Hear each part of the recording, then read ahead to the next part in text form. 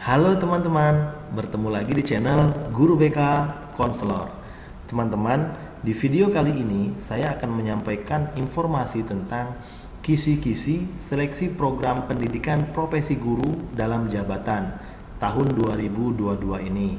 Nah, saya ucapkan terima kasih ya bagi teman-teman yang sudah menyimak video saya sebelumnya yang membahas mengenai soal-soal persiapan PPG dan kisi-kisi yang sudah saya sampaikan. Nah, teman-teman, di video kali ini saya akan lebih kepada mapel bahasa Indonesia ya.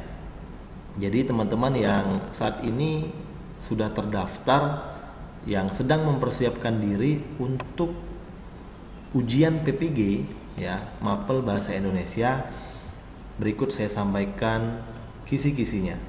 Nah, di sini akan saya sampaikan terlebih dahulu mengenai subtes potensi akademik. Karena di mapel apapun untuk tes potensi akademik ini akan selalu keluar dan akan selalu tampil ya. Artinya selalu ada. Di sini akan saya sampaikan ya untuk kompetensi verbal, kompetensi subkompetensi hubungan kata, indikator esensial yang biasanya keluar seperti dapat menentukan kata yang memiliki kesamaan arti dengan stem soal, kemudian dapat memilih sepasang kata yang memiliki hubungan analogis sama seperti rangkaian dua kata pada stem. Kemudian dapat memilih satu kata yang memiliki ciri atau sifat yang berbeda dengan 4 pilihan kata yang lain. Kemudian subkompetensi analitis di sini menarik kesimpulan berdasarkan seperangkat pernyataan yang berupa fakta-fakta yang saling berhubungan. Ini biasanya paling sering kita temukan teman-teman ya. Kemudian logis, menarik kesimpulan dari dua premis yang diberikan. Kemudian numerik, subkompetensi deret, dapat menentukan satu angka yang merupakan kelanjutan dari deret angka dengan pola tertentu. Nah, ini biasanya sering keluar pada tes PTN, tes PNS ya, dan tes P3K, dan sering juga keluar di soal-soal PPG. Kemudian aritmatika dapat menemukan solusi dari operasi hitung sederhana seperti penjumlahan dan pengurangan. Ini saya skip teman-teman untuk sub tes potensi akademik. Selanjutnya saya akan ke pedagogik ya. Setelah itu baru kita ke bahasa Indonesia ya. Subtes pedagogik di sini merencanakan pembelajaran. Pedagogik ini artinya ilmu esensial yang harus dimiliki oleh seorang guru ya. Jadi semua guru harus mengetahui ilmu pedagogik ini. Seperti merumuskan indikator kompetensi dan capaian pembelajaran berdasarkan standar kompetensi lulusan. Indikator esensial yang menjurus kepada soal mengenai pedagogik. Dengan mencermati standar kompetensi lulusan, peserta dapat merumuskan indikator kompetensi. Ya, ini saya perbesar ya. Oke. Selanjutnya, menetapkan materi, proses, sumber media, penilaian dan evaluasi pembelajaran. Indikator esensialnya, berdasarkan capaian pembelajaran yang telah dirumuskan, peserta dapat menetapkan materi pembelajaran yang diperlukan. Kemudian berdasarkan capaian pembelajaran yang telah dirumuskan dan materi yang ditentukan, peserta dapat menetapkan proses pembelajaran yang sesuai. Selanjutnya, berdasarkan capaian pembelajaran yang telah dirumuskan dan materi yang ditentukan, peserta dapat menetapkan sumber belajar, media belajar yang diperlukan. Nah, yang menjadi perbedaannya adalah teman-teman ya, di seperti ini ya, merumuskan indikator kompetensi ya, kemudian capaian pembelajaran, kemudian menetapkan materi pembelajaran, kemudian menetapkan proses pembelajaran yang sesuai, kemudian menetapkan sumber belajar ya. Kata kuncinya di situ teman-teman untuk memahami tes pedagogik ini. Selanjutnya di sini menetapkan jenis evaluasi yang tepat. Jadi teman-teman harus mempersiapkan hal-hal ini agar mudah dalam menjawab soal ya. Kemudian menyusun RPP dan yang sesuai dengan silabus. Mencermati silabus, peserta dapat menganalisis keterkaitan antar komponen. Ya, setiap komponen itu harus memiliki keterkaitan. Mencermati silabus yang telah ditentukan, peserta dapat menyusun RPP dengan tepat agar tepat sasaran. Selanjutnya ini ada melaksanakan pembelajaran, kemudian menilai dan mengevaluasi pembelajaran. Ini ada pada tes pedagogik untuk semua guru, teman-teman. Oke, saya langsung ke mapel bahasa Indonesia, mapel keahlian teman-teman ya. Oke, di sini ya kompetensi intinya, ya, saya besarkan lagi.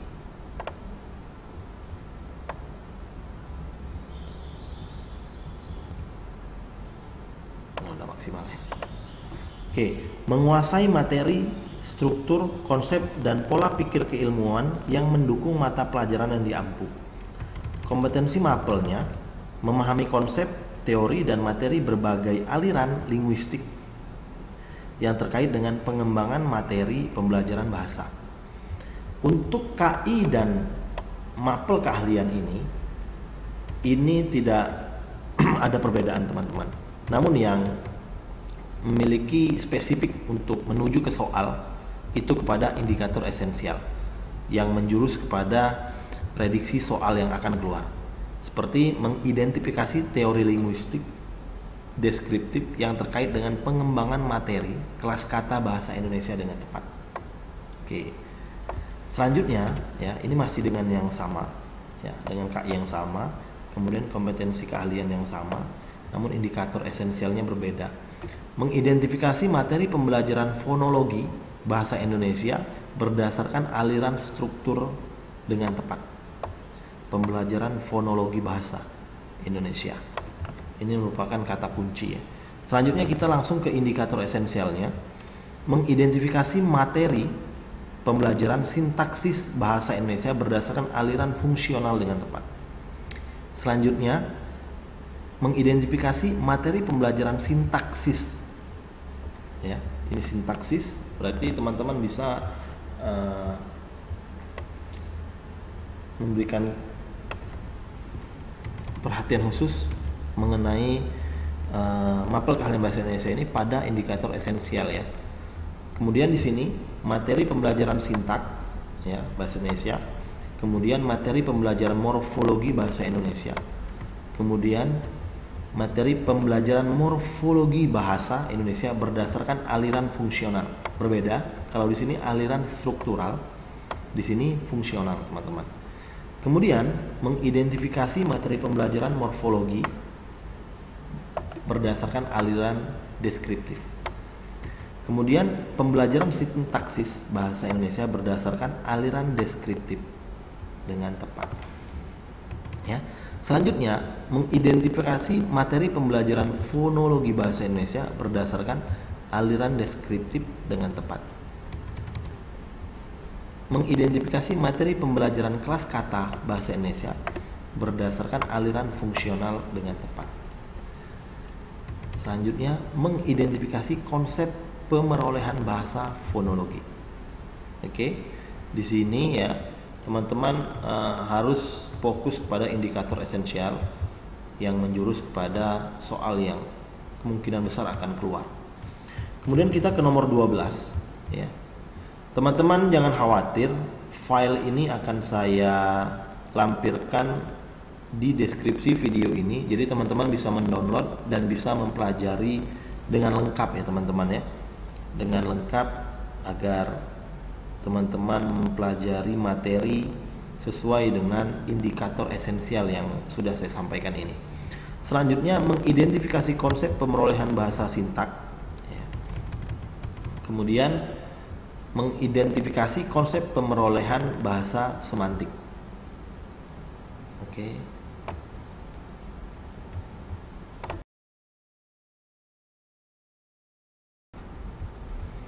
Selanjutnya, teman-teman, mengidentifikasi konsep pemerolehan bahasa pragmatik.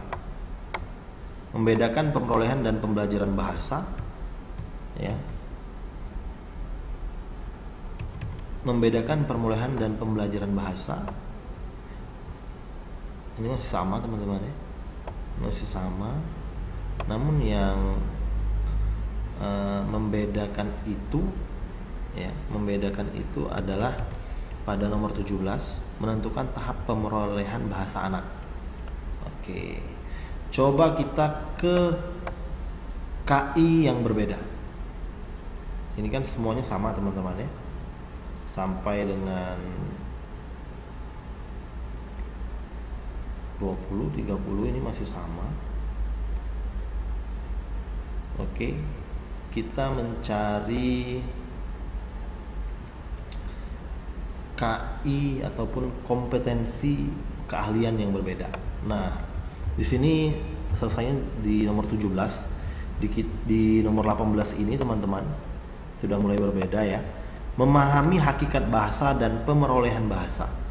Di sini ya, mengidentifikasi konsep hakikat bahasa, mengidentifikasi konsep pemerolehan bahasa, fonologi. Di sini morfologi, kemudian bahasa sintaksis ya. Ini untuk kompetensi mapel ataupun keahlian yang berbeda. Artinya sudah 2 kompetensi keahlian ya yang sudah dibahas saat ini. Selanjutnya mengidentifikasi konsep pemerolehan bahasa pragmatik, membedakan pemerolehan dan pembelajaran bahasa, menentukan tahapan pemerolehan bahasa anak. Oke. Mengidentifikasi faktor-faktor yang mengaruhi pemerolehan bahasa. Di sini ada KI yang berbeda, kompetensi mapel yang berbeda teman-teman. Di sini memahami kedudukan fungsi dan ragam bahasa Indonesia. Ini yang ketiga ya, di nomor 27. Nomor 27. Mengidentifikasi kedudukan bahasa Indonesia dengan tepat, mengidentifikasi fungsi bahasa Indonesia sebagai alat pemersatu, mengidentifikasi jenis ragam tingkat keformalan, beku ataupun frozen style. Mengidentifikasi jenis ragam tingkat keformalan atau formal. Kita cari ke kompetensi keahlian yang berbeda. Ini yang keempat di nomor 33. Menguasai kaidah bahasa Indonesia sebagai rujukan penggunaan bahasa Indonesia yang baik dan benar. Mengaplikasikan kaidah ejaan dan tanda baca sebagai rujukan penggunaan bahasa Indonesia yang baik dan benar. Mengaplikasikan kaidah morfologi sebagai rujukan penggunaan bahasa Indonesia yang baik dan benar. Kaidah morfologi, kaidah sintaks sebagai rujukan penggunaan bahasa. Ya. Sama teman-teman. Ini masih dalam kompetensi yang sama. Kemudian ini yang kelima. Ya. Memahami teori dan genre sastra. Mengidentifikasi teori struktural berdasarkan cuplikan naskah cerpen yang disajikan. Mengidentifikasikan pantun yang tepat berdasarkan ciri-cirinya. Mengidentifikasi syair yang tepat berdasarkan ciri-cirinya. Mengidentifikasi gurindam yang tepat berdasarkan ciri-cirinya. Mengidentifikasi genre prosa yang tepat. Oke. Ini genre puisi, genre drama. Kemudian ini yang keenam. Kompetensi keahlian yang keenam, mengapresiasi karya sastra secara reseptif dan produktif. Mengapresiasi puisi Indonesia, puisi lama, pantun. Mengapresiasi puisi Indonesia, mengapresiasi puisi Indonesia, puisi baru, soneta. Kemudian mengapresiasi prosa Indonesia, mengapresiasi prosa Indonesia seperti prosa lama, hikayat ya. Kemudian prosa lama, dongeng. Mengapresiasi prosa Indonesia, prosa baru, novel. Mengapresiasi prosa Indonesia, prosa baru, cerpen. Dan yang terakhir, mengapresiasi teks drama Indonesia. Oke, teman-teman, kita sudah membahas mengenai kisi-kisi mapel bahasa Indonesia, di mana di sini terdiri dari 1 KI, 6 kompetensi mapel, dan ada berapa semuanya? 60 ya. 60 indikator esensial. Oke, teman-teman, ini akan saya share di deskripsi video. Semoga bermanfaat ya. Semoga teman-teman tahun ini bisa tersertifikasi. Semoga bermanfaat. Sampai jumpa di video saya selanjutnya.